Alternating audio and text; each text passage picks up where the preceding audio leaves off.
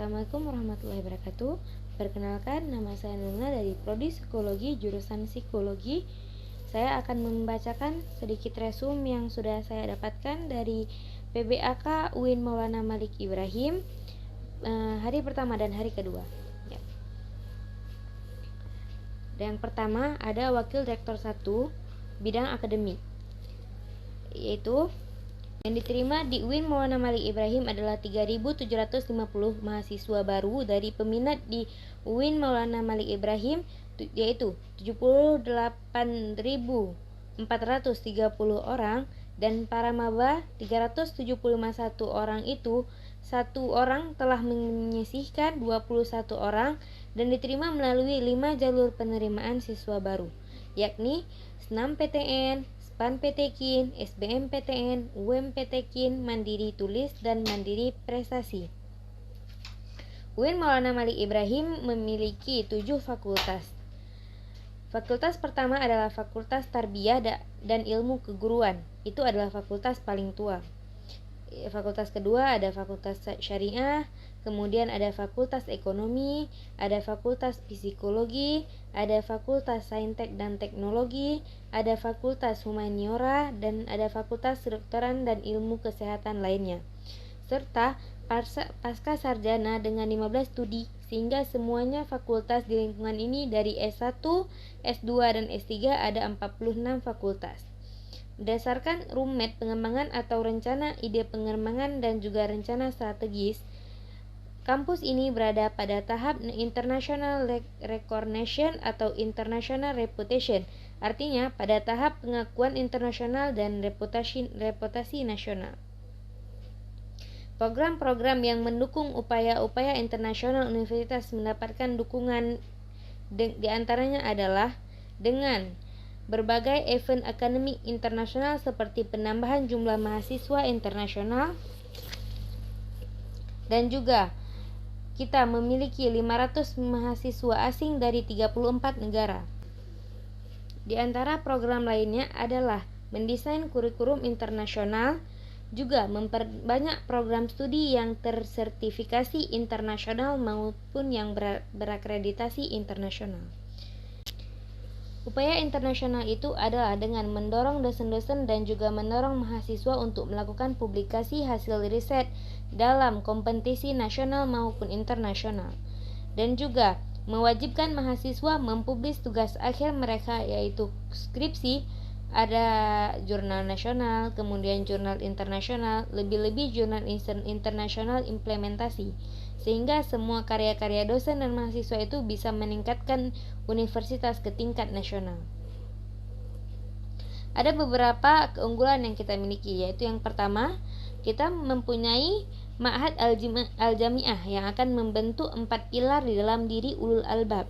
Yang kedua, kita punya pusat bahasa untuk mempelajari bahasa asing, perkembangan bahasa Arab, bahasa Inggris, dan juga bahasa Mandarin. Yang ketiga, kita punya program Haikatul Tahfizil Quran, Hatiki, yang akan membantu mahasiswa untuk mengembangkan bakat dan minat dalam menghafal Al-Quran. Ada 2.000 lebih lulusan UIN Maulana Malik Ibrahim dari latar belakang yang berbeda. Itu adalah hafiz dan hafizah. Dan ada juga sistem akademik. Sistem akademik adalah wajib memprogramkan mata kuliah kecuali semester 1. Dari semester 2 harus memprogram sendiri, dan akhir semester UTS. Harus mendapatkan IPK 3,60, 3,70 atau 3,80. Karena IPK di semester ini menentukan jumlah SKS yang dapat diprogramkan di semester depan, yaitu 24 SKS adalah full bisa milih SKS. Yang kedua, dari Bapak Wakil Rektor 3 bidang kemahasiswaan. Yang pertama, harus mempersiapkan diri secara mental spiritual untuk mengikuti pembelajaran di UIN Maulana Malik Ibrahim. Ada 3 indikator untuk menjadi mahasiswa yang cerdas. Yang pertama itu, berpikir ilmiah. Berpikir dengan landasan ilmu, baik pengetahuan umum maupun agama. Berpikir ilmiah juga melakukan transformasi dari cara berpikir SMA ke cara berpikir seorang mahasiswa. Jelas berbeda cara berpikir anak SMA dengan cara berpikir mahasiswa. Yang kedua, berpikir dan berperilaku positif dengan indikator berbicara yang sopan, bertampilan yang sopan, berakhlak yang sopan. Harus kita itu menunjuki bahwa kita itu adalah mahasiswa UIN, mahasiswa Universitas Islam Indonesia. Yang ketiga, kreatif. Kita harus selalu tampil di tengah-tengah masyarakat dengan berbagai keterampilan. Ya, kita lanjut ke hari PBAK kedua. Yang pertama ada Dewan Eksekutif Mahasiswa atau DEMA. Apa itu DEMA? DEMA adalah organisasi intrakampus di lingkungan universitas. Lingkungannya juga terbagi, ada lingkungan universitas dan lingkungan fakultas.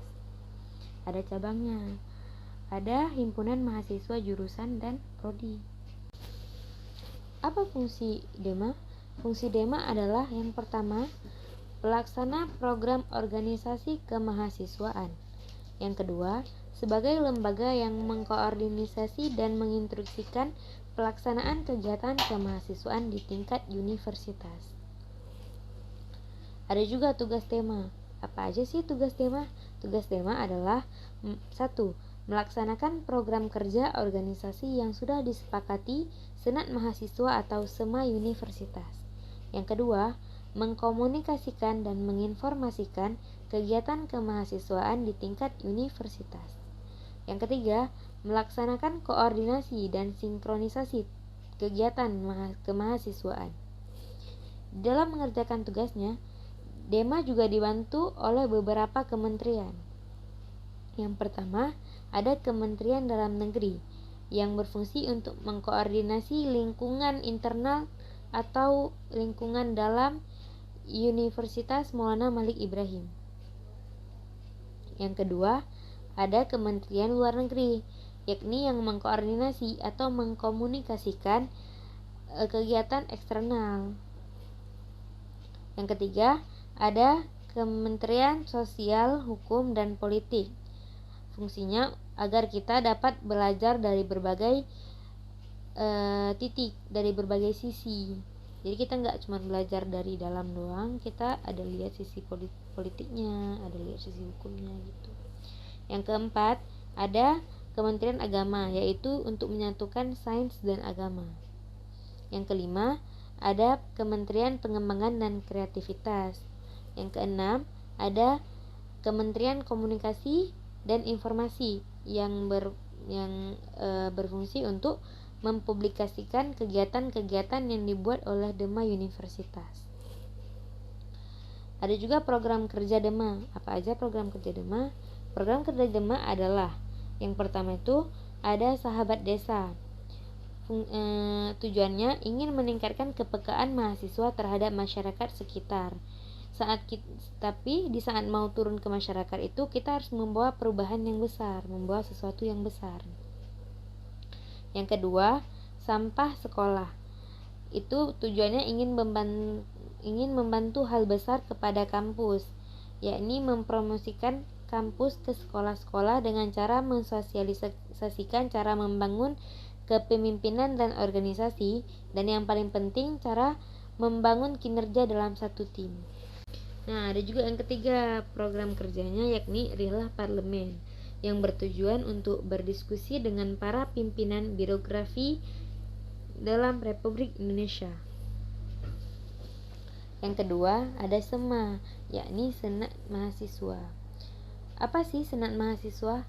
Senat Mahasiswa itu adalah organisasi mahasiswa UIN Maulana Malik Ibrahim yang berperan sebagai lembaga legislatif yang mengkoordinasikan DEMA, UKM, dan HJM. Apa aja sih wewenang SEMA? Wewenang SEMA adalah menyelenggarakan pemilihan DEMA. Yang kedua, menampung dan mempertimbangkan segala aspirasi mahasiswa. Yang ketiga, mengawasi pelaksanaan proses kerja dan kebijakan DEMA universitas. Yang keempat, turut andil dalam mengkaji permasalahan yang timbul. Di poin ketiga itu ada UKM, unit kegiatan mahasiswa. Yang ada 15 UKM di Universitas Maulana Malik Ibrahim. Yang pertama ada resumen mahasiswa atau menwa. Di sini kita merasa dilatih oleh TNI untuk menjadi anggota pertahanan. Yang kedua ada pramuka atau pramuka. Akan open recruitment bulan Oktober. Yang ketiga ada KSR PMI di bawah naungan UIN Maulana Malik Ibrahim dan PMI Kota Malang. Open recruitment bulan September ini. Yang keempat ada paduan suara mahasiswa, namanya Gema Gita Bahana, untuk mengembangkan minat bakat bidang paduan suara. Yang keempat ada seni religius. Yang kelima ada teater komedi kontemporer. Yang keenam ada Mapala Tursina. Yang ketujuh ada Unior, unit olahraga. Yang kedelapan ada Kopma Padang Bulan atau Koperasi Mahasiswa. Yang kesembilan ada Komunitas Musik Studio 3. Yang kesepuluh ada Taekwondo UIN Maulana Malik Ibrahim. Yang ke-11 ada fotografer. Yang ke-12 ada Simponi Radio FM. Yang ke-13 ada LKP2M. Yang ke-14 ada UAPM, itu adalah unit jurnalistik. Yang ke-15 ada UAPM Inovasi. Yang keempat ada dari Bapak Muhammad Hasanuddin Wahid, yaitu Komisi 10 DPR RI. Kebijakan rektor di bidang pendidikan yang sudah dibuat adalah beasiswa untuk pelajar dan mahasiswa, bantuan untuk kampus-kampus, bantuan untuk sekolah-sekolah, UKT dilonggarkan, bantuan subsidi upah, rumah sakit pendidikan, bantuan kuota kepada pelajar dan mahasiswa. Ada 3 fenomena yang akan mengubah dunia. Yang pertama adalah kemajuan teknologi atau IT. Penggeseran dunia nyata ke dunia maya. Akan terjadi 5.0. Akan adanya hologram. Mahasiswa dan manusia akan diajarkan oleh hologram. Teknologi berkembang mulai dari cara belanja hingga cara berkomunikasi. Yang kedua, agama. Agama merupakan kekuatan yang sangat dahsyat di seluruh dunia. Agama menjadi tempat berlindung atas semua yang terjadi. Yang ketiga, ada kemajuan pasar. Kekuatan pasar yang semakin meningkat. Itu akan mengubah dunia. Ada 4 pesan dan peluang untuk UIN. Yang pertama, arus utama pengembangan teknologi digital. Kita tuh harus menguasai IT, karena kalau tidak menguasai IT maka akan tertinggal dan tidak berkembang. Yang kedua, link and match dengan sektor industri. Harus adanya link atau hubungan dengan perusahaan atau sektor-sektor industri sehingga mahasiswa akan dapat dengan mudah mendapatkan pekerjaan. Yang ketiga, menjadi kekuatan sosioteknik, yaitu menyelesaikan masalah sosial dengan melalui teknologi dan kewirausahaan. Yang keempat, menjadi epicentrum ajaran agama inklusif, yakni menjadi Islam yang ramah bukan marah, menjadi Islam yang merangkul bukan memukul, menjadi Islam yang mengajak bukan mengejek. Ada juga 4 langkah untuk kita menjadi generasi unggulan, yakni yang pertama, harus punya keagungan moral dan spiritual.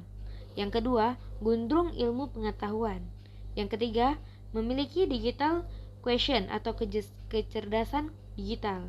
Yang keempat, kesolehan peduli sosial. Baik, hanya itu yang dapat saya resum dari PBAK UIN Maulana Malik Ibrahim Day 1 and Day 2. Lebih dan kurang saya mohon maaf. Assalamualaikum warahmatullahi wabarakatuh.